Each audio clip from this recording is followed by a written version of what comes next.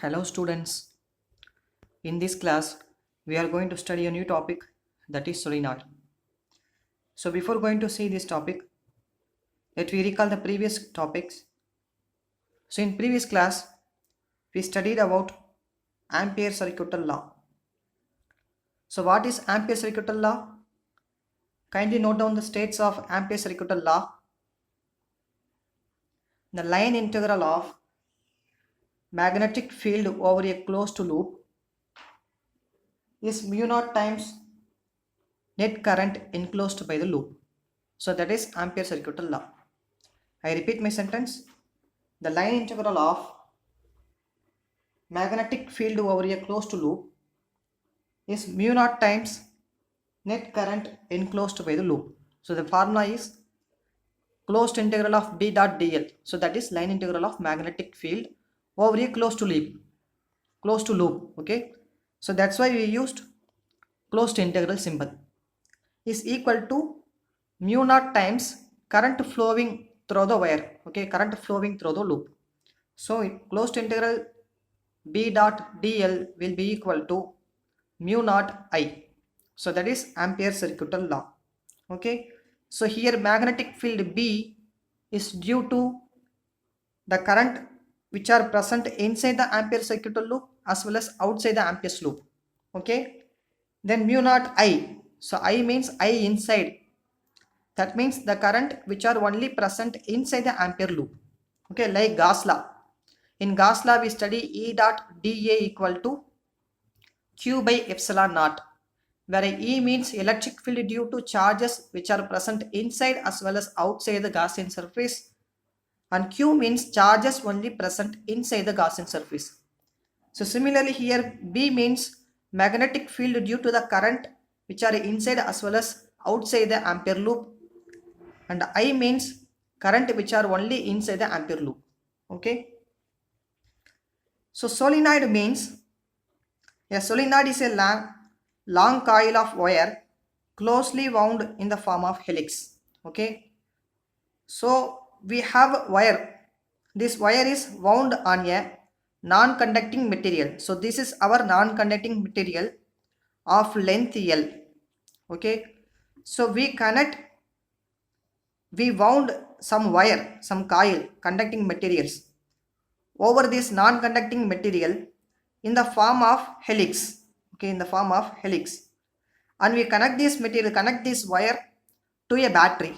So this battery provides current, provide potential to this wire. Okay, so it has the shape like this. So this is our non-conducting material. You see here some black shape. Okay, black shape. This is our non-conducting material. Okay, in the form of cylinder, and this is our wire. You see here. So this is our wire, conductor. Okay, a copper wire for example. So this wire is how closely wound on this non-conducting material. So this structure is known as solenoid. Okay, so in non-conducting material we wound a wire, conducting material, very closely, and it forms the shape of helix. Okay, so this structure is known as solenoid. So a solenoid is a long coil of wire closely wound in the form of helix. Okay, it is wound on non-conducting material. So see here, this is our non-conducting material, and we have wire, a coil, which are closely wound on the solenoid. So my current starts from positive terminal and it starts to flow downwards on the coil. Okay. By using right hand thumb rule, we have to find the direction of magnetic field by using right hand thumb rule. Okay. So our four curl fingers in the direction of current, then our thumb finger shows the direction of magnetic field. In case of circular coil, in case of a cylinder, then we use our four fingers in the direction of current. If in case of straight conductor, then our thumb finger shows the direction of current. Okay, for our visual, we can easily understand by using our right hand thumb rule in different way. For circular coil or a cylinder, our four fingers should shows the direction of current, then our thumb indicates the direction of magnetic field. If it is a straight conductor, then our thumb finger should point in the direction of current, then our 4 curled fingers shows the direction of magnetic field. So here we have cylinder, my 4 curled fingers in the direction of current. See, current is coming downwards. Okay, so my curled fingers coming downwards. Okay, then the direction of my thumb from left to right. So this is my direction of thumb. So this is the direction of magnetic field. So this is my 4 fingers which are curled on the non-conducting materials in the direction of current. Okay, here we have some wire conducting materials. So my 4 fingers in the direction of current, then my thumb finger shows the direction of magnetic field. Okay, so from this diagram I can say this is my magnetic field direction. So magnetic field is in this direction. Okay, so when I switch on the battery, current starts to flow through this wire, through this coil. Then we suspend this solenoid freely on the air. Then what will happen? This solenoid shows the direction of south and north. Okay, this solenoid rests in the direction of north and south. So suspended freely on air. Suspended freely on air, solenoid rest north and south position. So from this experiment, from this observation, we can say that a solenoid which carries current, okay, a solenoid which carries current behaves as a magnet. So from this experiment, from this observation, we can say current carrying solenoid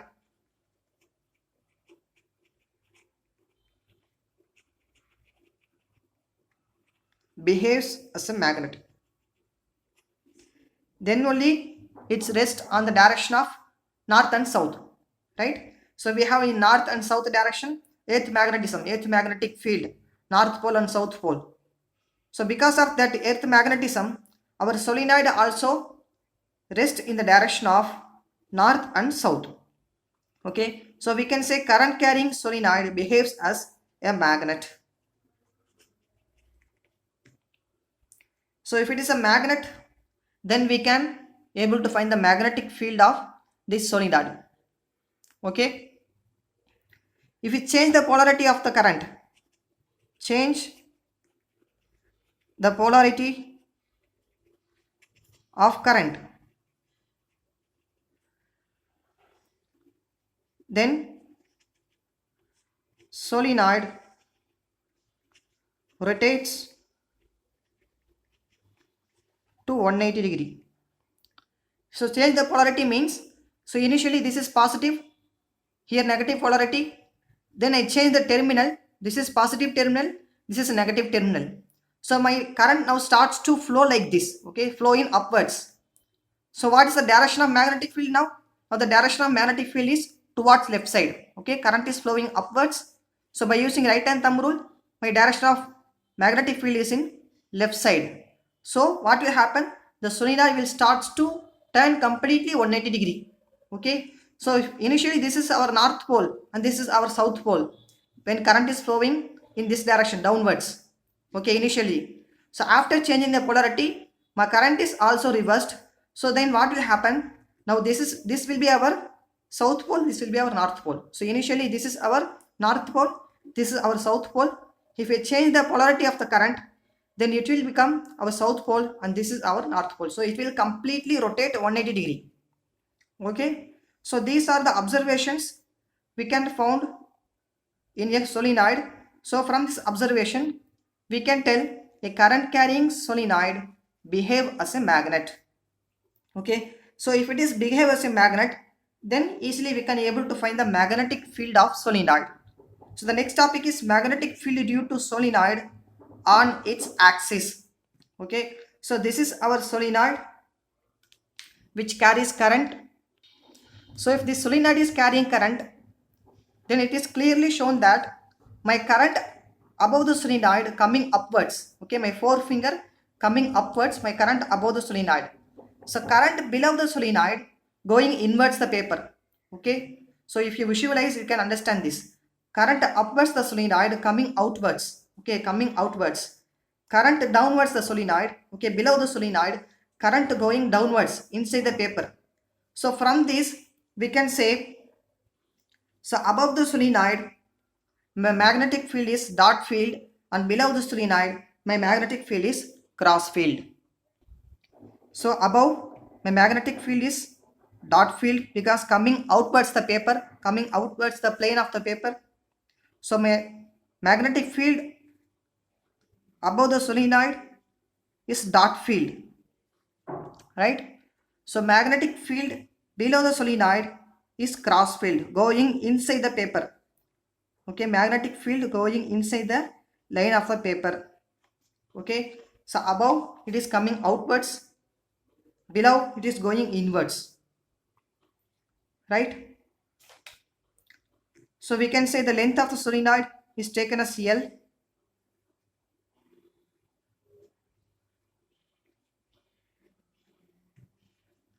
So this is our length of the solenoid. So my magnetic field in the solenoid forms like this. So these are magnetic field lines. Okay, so my magnetic field lines forms inside the solenoid like this. Okay, in the direction of right. So this is my direction of magnetic field. Okay, so I take the radius of the solenoid. So this is our solenoid, and here I have some radius. Okay, so I take the radius of the solenoid as R. So from here to center point.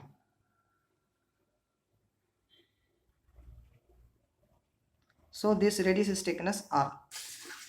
So it is given that we have to find the magnetic field on its axis. So I draw one axis, center axis inside the solenoid. Okay, this is our axis.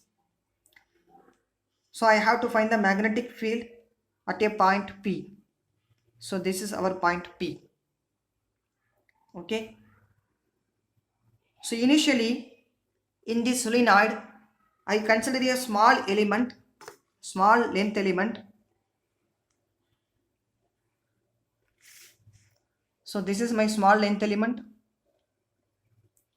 So the distance from point P to that small length element is taken as x. So this distance is taken as x. If this distance is x, then I can consider the length of the small element as dx. Okay, the length of the small element taken as dx, right?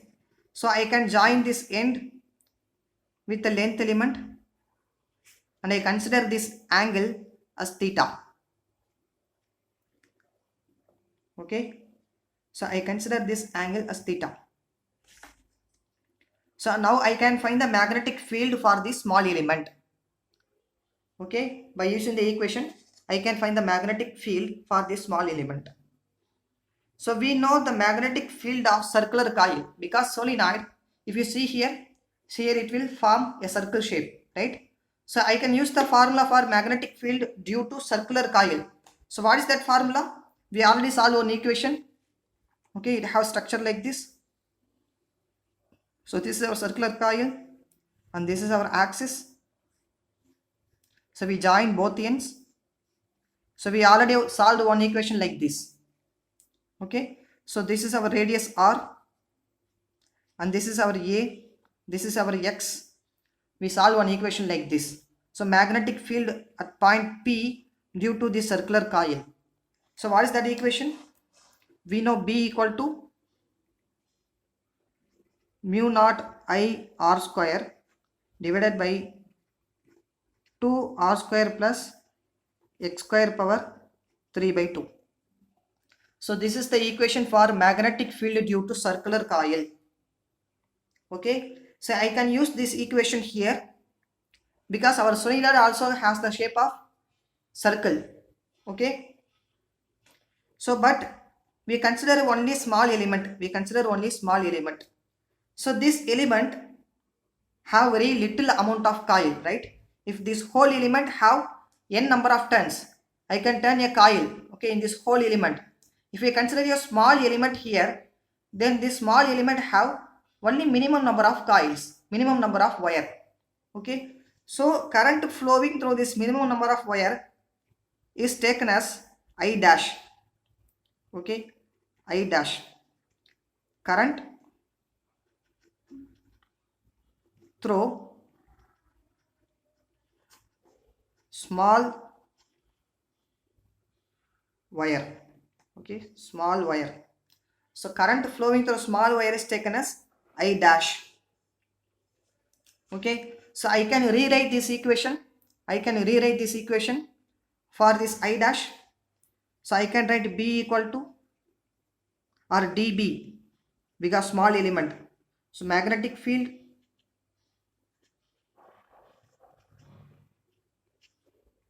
at point P due to small element dx.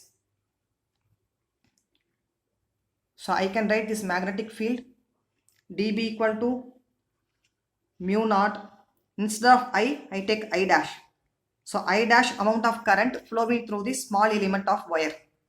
So I dash R square divided by 2 R square plus x square power 3 by 2. Okay. So if one element, if one unit, I have n number of turns. Okay, turns means that coil is wounded on the solenoid. So this is 1 turn, 2 turn, 3 turn, like that.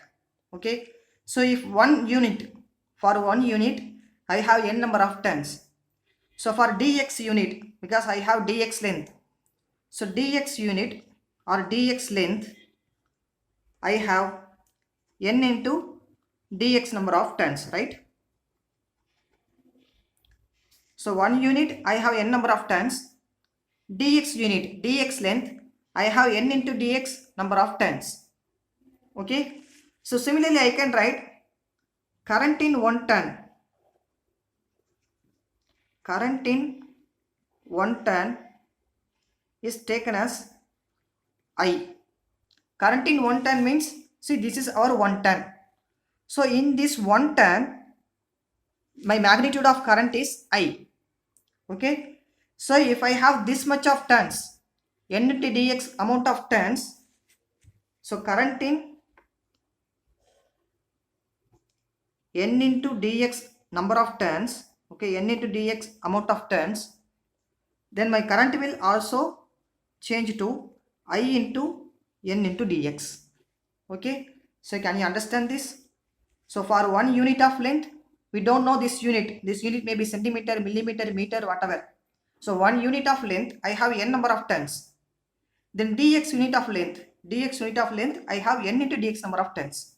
Okay, so if only one turn, one coil is wounded, then I have I amount of current is flowing through that one turn. If I have n into dx number of turns, then my current also will change to I into n dx number of current.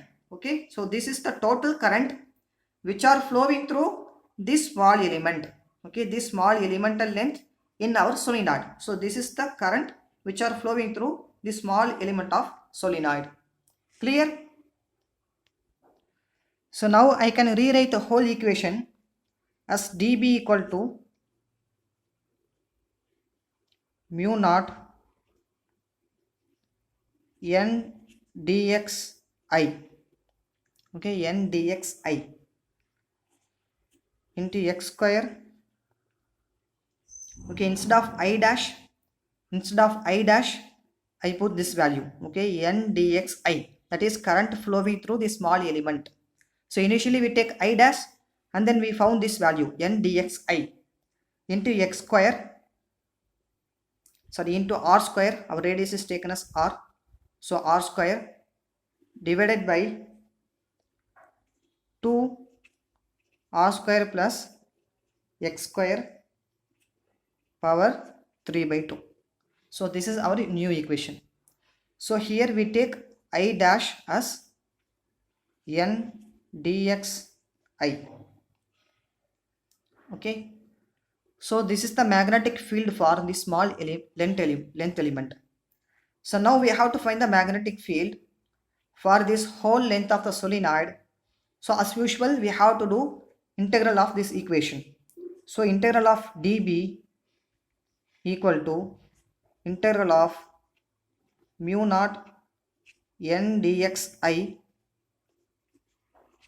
r square divided by 2r square plus x square whole power 3 by 2. Right? So now I have to substitute the limit. So what will be my limit? So initially I join this length element with the point P. So I take this angle as theta.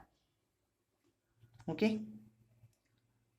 But I want to include whole length of the solenoid. So I have to join the both end of the solenoid with the point P. Okay, so this is my right end. So this angle will taken as theta 2. Okay, then I join my left end of the solenoid with the point P. Now this whole angle, okay, so this is our axis. Now this whole angle will taken as theta 1. Okay, so if I substitute limit from theta 1 to theta 2, I can include whole length of the solenoid. So by substituting limit, I can calculate the magnetic field for this whole length of the solenoid. Okay, so you understand? So I substitute limit from theta 1 to theta 2. Okay, so this distance taken as x, and this is our small length element dx, right? So then, so here what are the variable? If you see this diagram, our x and dx will be variable, right? So if I take point P here, then my dx I can take somewhere else.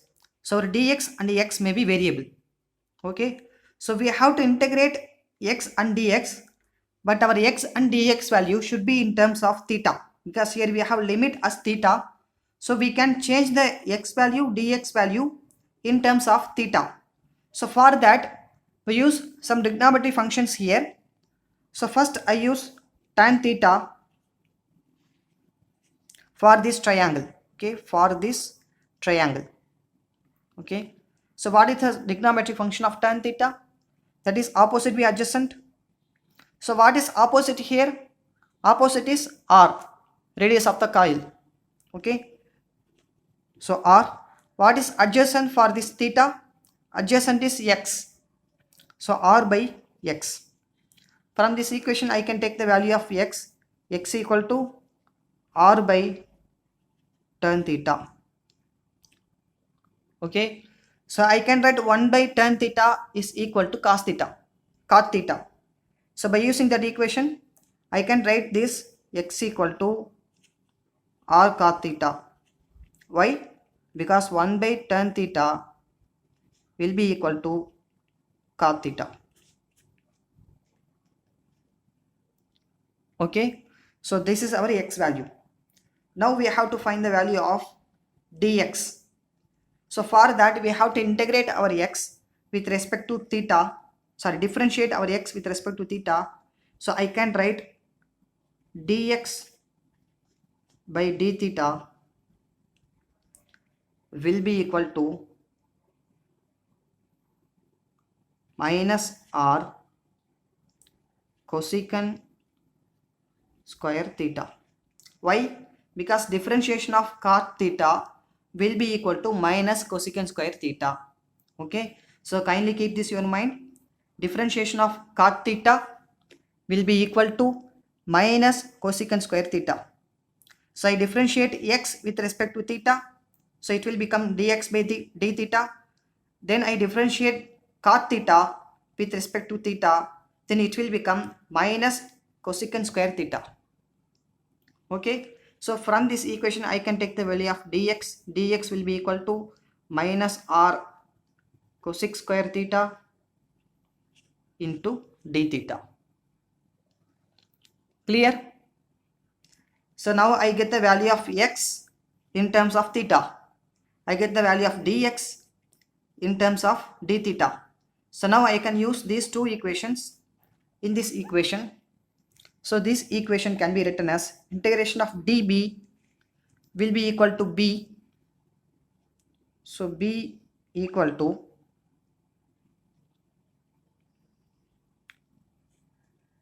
theta 2 theta 1 mu naught n. So instead of dx I substitute this value minus r cosec square theta into d theta. Okay, then I r square, clear, divided by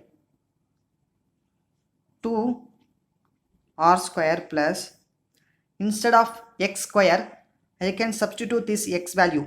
So x square will be r square cot square theta. So r square cot square theta. Okay, whole power 3 by 2. Okay, so simply I substitute this dx value from here, then x square value from here. Clear? So next, so I can write theta 2 theta 1 mu naught n. I can take the minus outside the integration. Okay, so here I have r, here r square, so I can write r cube, then cosecant square theta d theta into I divided by, I take r square outside this equation.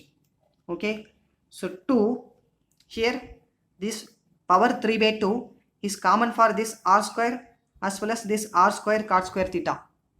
So if I take r square outside, then I have to take power 3 by 2. So I can write r square power 3 by 2. Okay, then what are the rest of the terms? I have 1 here, 1 plus cot square theta,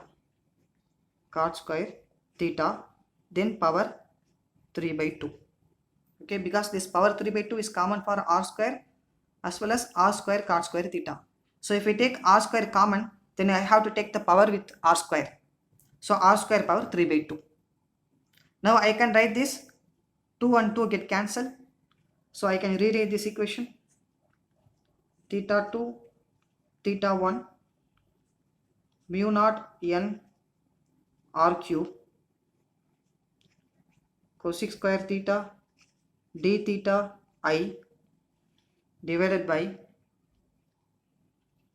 2 r cube. So I can write 1 plus cot square theta as cosecant square theta.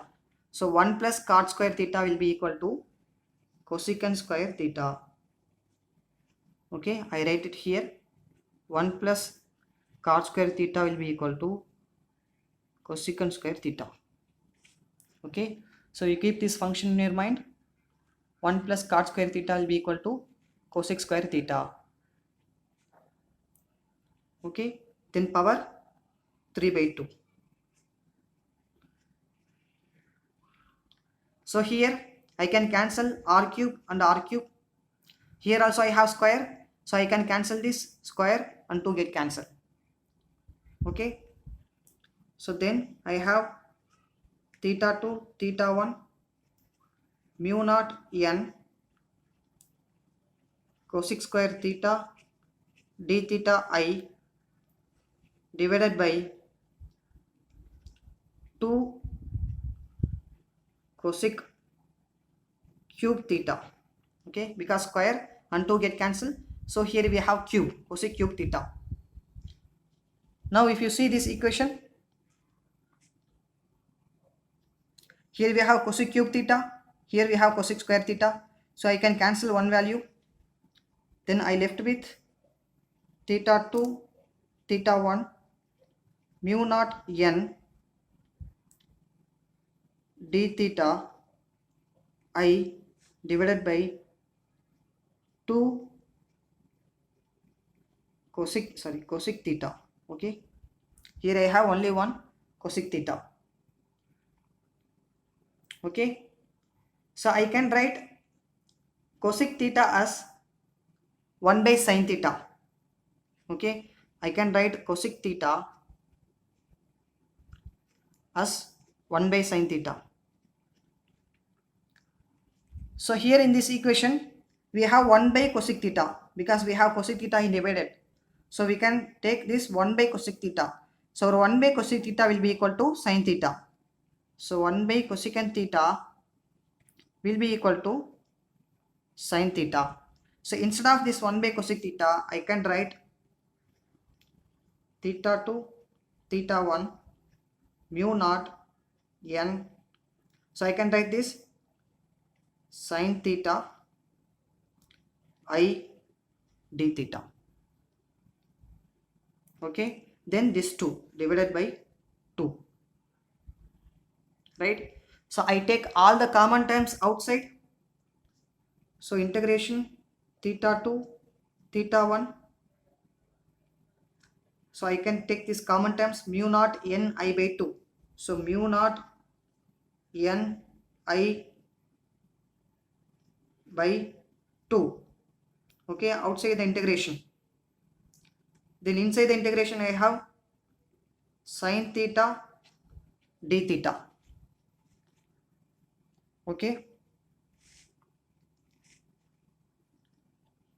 so I take mu naught n I by 2 outside the integration, so inside the integration I have sin theta d theta. So if I integrate sin theta, then it will become minus cos theta. Here also we have minus, so minus into minus will become plus, so I can rewrite this equation mu naught n I by 2, so integration of sin theta will be equal to minus cos theta. Here also I have one minus, so I can write minus into minus plus, so plus cos theta upper limit minus upper limit and lower limit. Okay, so if I substitute the limit, then I get b equal to mu naught n I divided by 2 upper limit minus lower limit, so cos theta 1 minus cos theta 2. So this is my final equation of magnetic field due to solenoid. Okay, b equal to mu naught n I by 2 cos theta 1 minus cos theta 2. Okay, thank you.